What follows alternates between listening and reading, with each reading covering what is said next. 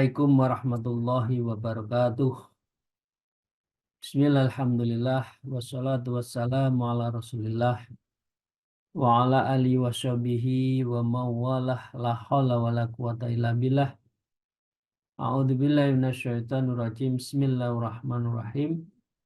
Ya ayyuhalladzina amanu taqullaha wa kunu ma'as shadiqin, amma ba'd.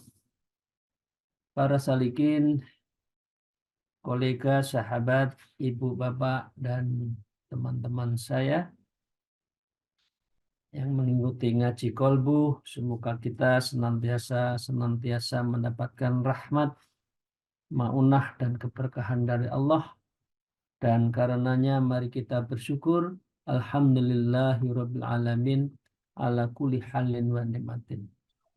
Dan juga marilah senantiasa bersolawat, Allahumma sholli ala sayyidina Muhammad wa ala alihi wa ashabihi. Wa qala al-mu'allif fi hadzal kitab wa nabima bi ulumiyya fid dharain. Amin ya rabbal alamin.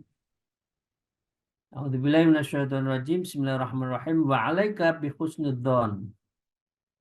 Hendaklah di antara kita bersama orang muslim ini selalu didasarkan husnudzon, tapi menghindari suudzon juga harus. Wa qala alaihi wasallam, dan Rasulullah sallallahu alaihi wasallam bersabda, khoslatani laisa fauqahuma syai'un minal khair. Ada dua perkara, tidak ada satu yang bisa melebihinya, apapun pekerjaannya itu, kecuali dua hal. Yang pertama adalah husnudzonni billah, berprasangka baik terhadap Allah, terhadap putusan Allah, terhadap qadha Allah, dan seluruh ketentuan Allah kita harus husnudzon. Wa husnudzon bi'ibadillah, dan yang kedua adalah husnudzon di antara sesama ibadillah, hamba Allah. Ini yang terbaik. Wa khoslatani laisa fawqahuma syai'un minan syarrin, dan ada dua juga perilaku yang tidak ada kelebihannya paling jelek kecuali dua hal juga. Yang pertama suudzon billah, suudzon terhadap apa yang menjadi putusan Allah. Yang kedua wasuudzon bi'ibadillah, dan berprasangka jelek sesama ibadillah, hambanya Allah. Jadi pengertian husnudzon billah itu adalah harus ridho, menerima apa yang menjadi putusan Allah terhadap apa saja. Fisik kita diberikan seperti ini, husnudzon. Kelebihan kekayaan, husnudzon. Kekurangan, husnudzon. Atau pas-pasan, husnudzon. Maka itu adalah perilaku sikap yang terbaik terhadap semua putusan Allah. Begitu juga tidak boleh sedikit pun kita suudzon. Mengapa ya Allah saya kok begini saja? Tidak boleh. Semua itu ada hikmah, dan semua itu adalah ketentuan dari Allah. Wa ghayatu husnudzoni bil muslimin, adapun prasangka baik pada orang Islam adalah Allah ta'taqida syarra fi syai'in min af'alihim, yaitu kamu tidak meyakini kejelekan dalam sesuatu dari perbuatan mereka, wa aqwalihim, dan apapun yang diucapkan. Karena seringkali Bapak Ibu sekalian, ada satu sikap orang kalau sudah dihinggapi rasa suudzon, bapak atau ibu atau seseorang yang diyakini suudzon itu sudah disalahartikan. Wah, ini suudzon. pasti nggak benar, pasti bohong, pasti merekayasa. Itu berarti kita tidak memiliki puncak dari yang namanya puncak dari uh, husnudzon di satu sisi, dan yang kedua adalah suudzon di sisi yang lain. Jadi prinsipnya apa yang dilakukan oleh sesama muslim, teman kita, sahabat kita, semuanya itu harus af'alihim wa aqwalihimnya. Wa aqwalihim itu kita harus husnudzon. Yang kedua, wa anta tajidu lahum muhammilan. Dan kamu juga harus meyakini bahwa kita akan menemukan sesuatu perbuatan dari mereka itu fil khair, di dalam sebuah kebaikan. Jadi kalau husnudzon itu adalah diletakkan pada sebuah kebaikan. Jangan diartikan sesuatu yang dicurigai. Bapak Ibu sekalian, dari sisi psikologis, kalau panjenengan kita semua itu terlalu suudzon, kira-kira itu penyakit hati bukan? Penyakit hati. Kira-kira bahagiakah orang yang punya penyakit hati suudzon semua dicurigai?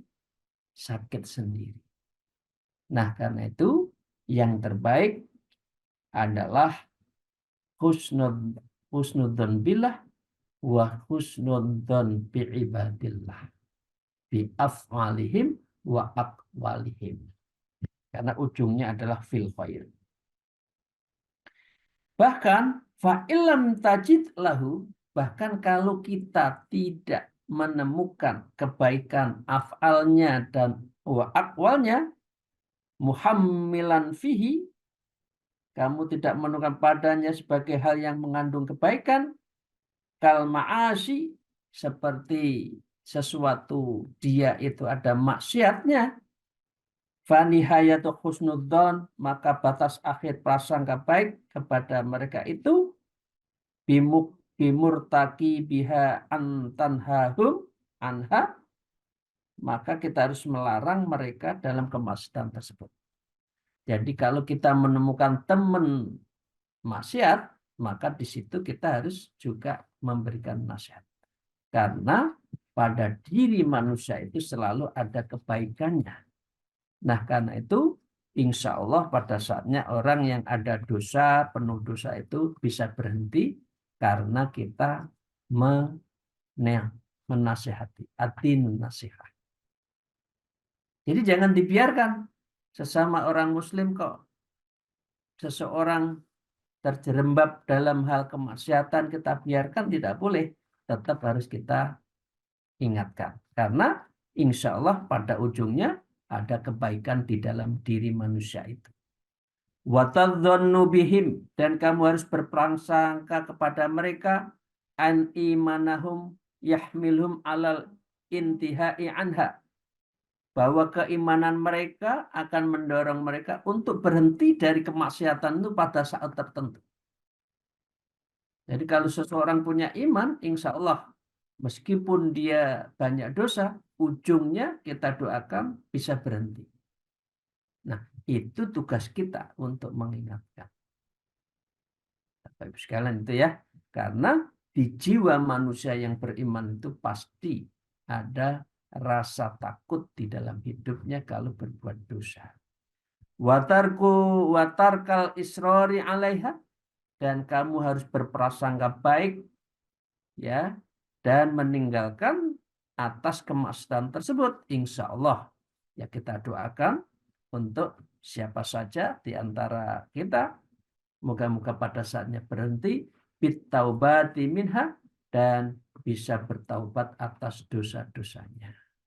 Amin. Jadi tidak boleh didiamkan, diingatkan. Wa ghayatu su'udzon bil muslimin. Sekarang tadi puncak husnudzon.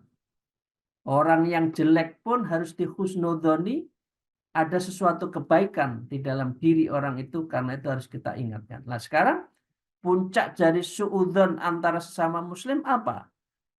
antak ta'qidas su'a fi af'alihim wa aqwalihim, yaitu kita meyakini keburukan di berbagai perbuatan dan ucapan mereka, allati dhahiruhal khair, maka yang lahiriahnya perbuatan itu adalah suatu kebaikan.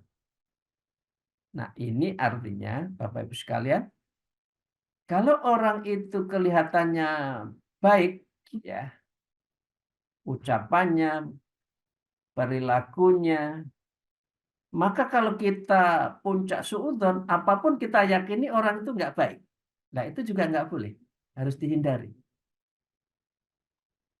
Nah, itu yang kita katakan tadi. Orang kalau punya suudzon, bisa jadi sakit, ada penyakit hati. Semua diyakini, dicurigai. Nah, contohnya apa? Wa mithalu kadzalik, seperti antara musliman yukthiru sholati wa sodaqatu wa talawah. Seperti seorang yang mengerjakan sholat, bersedekah, dan membaca Al-Quran. Sholatnya paling ada maunya itu. Bersedekahnya biar diketahui, dikenal sebagai dermawan. Paling baca Qurannya biar apa? Dianggap sok ahli Quran. Ini adalah puncak dari ghayatus suudzon. Itu puncak dari seorang suudzon. Orang berbuat baik pun masih diyakini tidak baik. Maka ini adalah harus kita tinggalkan. Fatadzannu bihi, lalu kamu berprangsa kepada orang itu. Nah, itu harus kita berhentikan ya. Annau ma fa'ala dzalik. Ya, bahwa ia tidak melakukan seperti itu illa muratiban linnas, kecuali untuk mendapatkan riya di hadapan manusia, wa khirsan alal mali wal jah, dan semua itu dilakukan tidak lain hanya ambisi dan kepentingan-kepentingan jabatan. Biasanya itu. Waduh, sok alim, sok ngaji, atau sok pengajian. Biar apa itu? Paling tujuannya. Ini kalau hati sudah seperti itu di dalam diri kita, maka kita mendapatkan pada saat ghoyatu su'udzon. Kita sudah di puncak su'udzon. Penyakitnya itu sudah kronis kalau sudah seperti itu. Bapak Ibu sekalian yang saya hormati, mari kita lanjutkan. Wa hadzal dzanul fasad. Orang yang berprasangka jelek itu fasad, merusak. Merusak diri, merusak pikiran, merusak psikologi, merusak hubungan antar sesama muslim. Ya. La yasduru illa min tawiyatin khabisatin, yang tidak akan muncul keluar kecuali pemilik suara yang keji.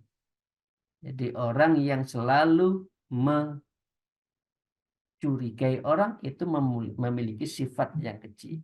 Wa huwa min akhlaqil munafikin, dan orang seperti ini adalah akhlaknya orang yang munafik. Wa qad qala Allah Ta'ala, dan Allah telah berfirman, A'udzubillahi minasyaitonir rajim. Wasfihim alladzina yalmizunal mutawwi'ina minal mu'minina fis shadaqah. Orang-orang munafik itu orang yang mencela orang mukmin. Padahal jelas muslimnya, tapi dicurigai terus. Ya, yang memberi sedekah setelah dengan sukarela. Tetap diyakini dia itu pamrih. Nah, ini kalau sudah kita punya penyakit seperti itu, berarti kita punya penyakit hati ya, yaitu suudzon. Ayyu yarmunahum birya, dan mereka menuduh orang-orang seperti itu selalu riya. Ya. Wa qala salam, dan Rasulullah bersabda, aktsiru min dzikrillah. Kalian perbanyaklah untuk zikir pada Allah, hatta yakulal munafikun, hingga orang munafik akan berkata, innahum mura'una, sesungguhnya mereka itu adalah orang-orang yang riya. Biar aja. Mau namanya munafik. Nah, kita kan menghindari menghindari jadi sebutan dan predikat orang munafik. Nah, karena itu kita harus husnudzon sesama orang Islam. Kalau melihat sesuatu yang kurang baik di antara teman kita, maka kita doakan. Kita lanjutkan Bapak Ibu sekalian. Wa 'alaika bil iktsari minat du'ai wal istighfari li nafsika wa walidika wa walidaika.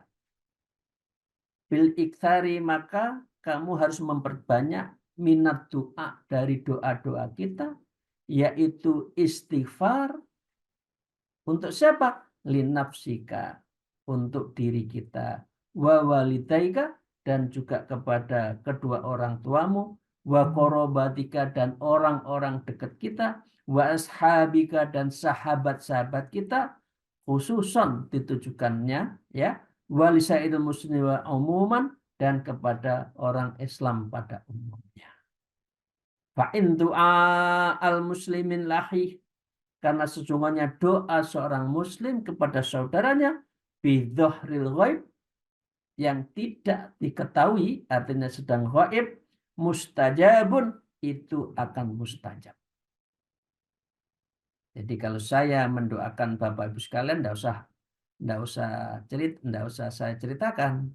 Pak, saya doakan loh Bapak seperti ini. Atau sebaliknya, Ibu Bapak sekalian mendoakan saya, keluarga saya, enggak usah cerita. Karena mendoakan kepada seseorang yang dia tidak ketahui itu mustajabun. Ya, bidzohril ghaib fahuwa mustajabun. Mendoakan sama orang muslim yang tidak ketahui itu lebih tajam, lebih mustajab ketimbang berdoa yang ada orangnya. Ya, karena itu doanya kan, Allahumma ighfiril muslim wal muslimat wal mu'mini wal ahyamin wal amwat ya qadhiyal hajat. Kira-kira kan gitu kan? Itu yang bagus sekalian ya. Bukan kalau ada orangnya didoakan, kalau enggak malah apa? Dirasani, dibully. Ya, kalau orangnya waduh, koyok-koyok, tapi di belakang tidak. Nah, itu enggak akan ada manfaatnya, doa seperti itu tidak mustajab.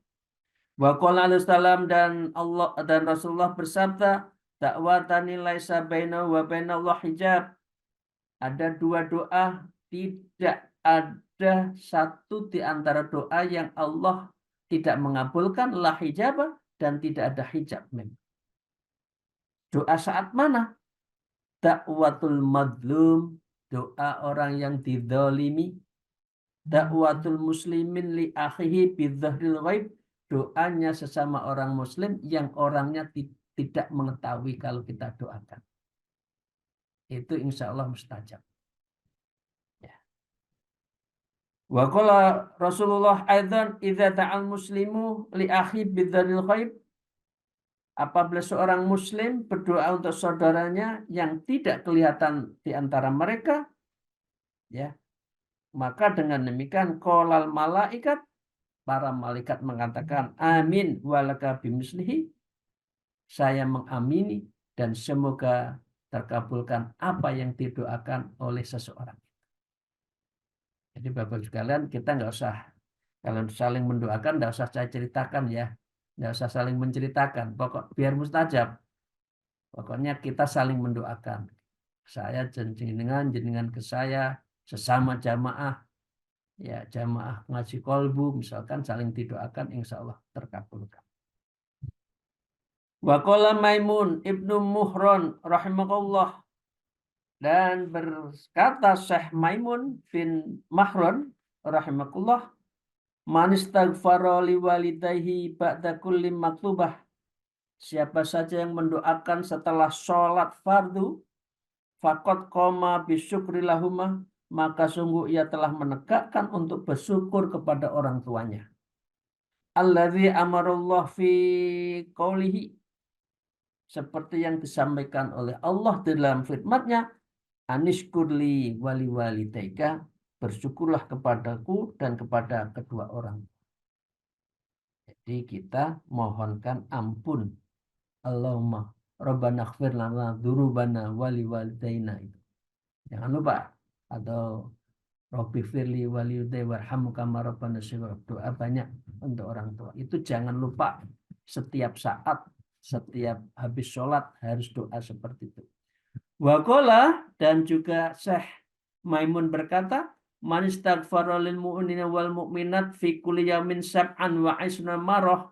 Siapa saja yang mendoakan kepada orang tuanya dan sesama orang iman laki dan perempuan sehari sab'an wa isruna marah 27 kali karena minalladzi maka adalah ia termasuk orang yang terkabul doanya.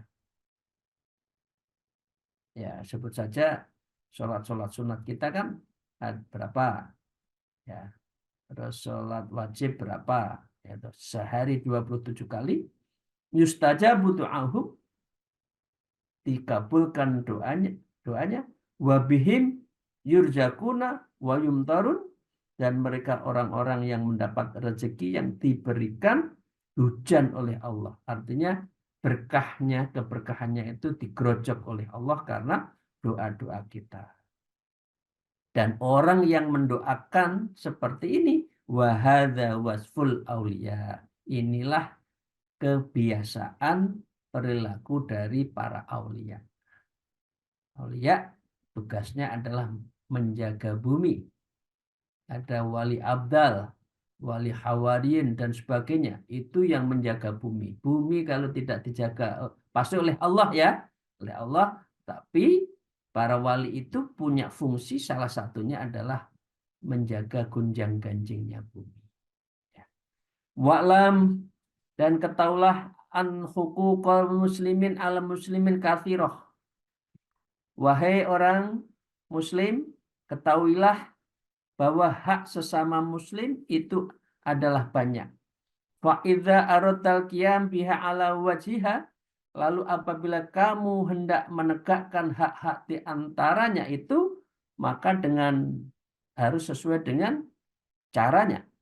Fa'amilul muslimin fi ghaibatihim wa khudurihim, maka berurusanlah engkau sesama orang Islam itu ya di saat mereka tidak ada dan di saat mereka ada. Wa ghaibatihim wa khudurihim. Dari orang harus saling menjaga haknya ketika ada orangnya maupun tidak ada orangnya. Bima tuhibbu ayyu'amiluka bihi, dengan sesuatu yang kamu menyukai kalau kamu berurusan dengan sesuatu itu. Artinya hubungan sesama kita itu harus dalam posisi ikhlas. Seseorang sakit, kita ikut sakit. Itu ya Bapak sekalian ya. Ada orangnya atau tidak ada orangnya, kita tetap mencintai sesama kita. Jangan kalau ada dipuji, tapi kalau tidak ada dibuli. Itu namanya orang munafik.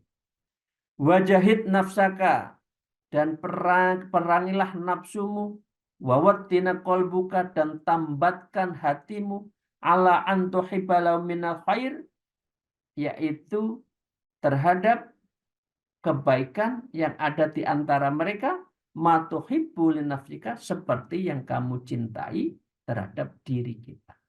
Disama antara sesama muslim satu dengan muslim yang lain.